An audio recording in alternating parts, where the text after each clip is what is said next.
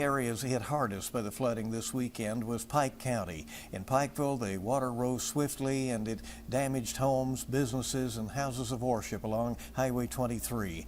Many are still coming to terms with the wreckage left behind as the water is finally receding. But for those who live in the area, they are already bracing now for another round of weather as this winter storm moves in. WKYT's Jessica Umbro is joining us live now from Pikeville. Jessica, I know you've talked with someone today who, despite all of the hardship right now, is sharing a message of gratitude.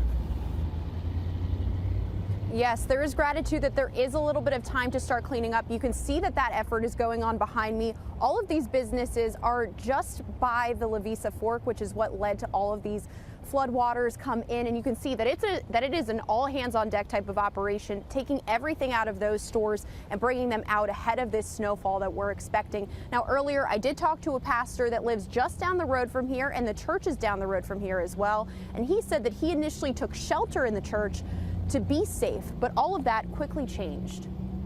How do I balance the risk of this decision of having to stay in a cold church overnight, but also having to stay in a van floating down a river? That's the question Pastor Wesley Russell asked himself Sunday. Russell says his family took shelter in the church, but as the floodwaters rose, filling the Sunday school basement and knocking out the power. Well, I walked out of the side double doors of our church, and it just looked like I was in the middle of an ocean, just water and mountains as far as you could see. Pastor Russell says he took this video early Sunday before making a getaway through feet of water in a church van, a video that's given millions of people online a glimpse of what Pike Countyans have already faced. And while the water has receded, predictions of incoming snow has put a wrench in assistance efforts. I don't want people to get hurt trying to get here, but we want to get here and help as fast as we can. Darren Kroger, the executive director of Masters of Disaster, a faith-based disaster relief group, says their crew will be aiming to help starting Thursday. His crew's already having faced disasters in neighboring states in recent months. It is on those days when you just feel like you can't do it anymore, you don't want to do it anymore. It's like, well, this is what God has called us into. But Pastor Russell says his own experience led to gratitude that they still had each other. It was just this overwhelming sense of gratitude when I walked out and saw the water, that with this much flooding, we're all right.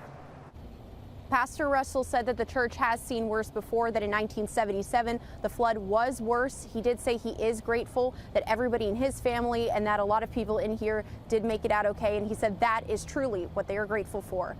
Live in Pikeville, Jessica Umbro, WKYT. All right, tremendous perspective. Thank you.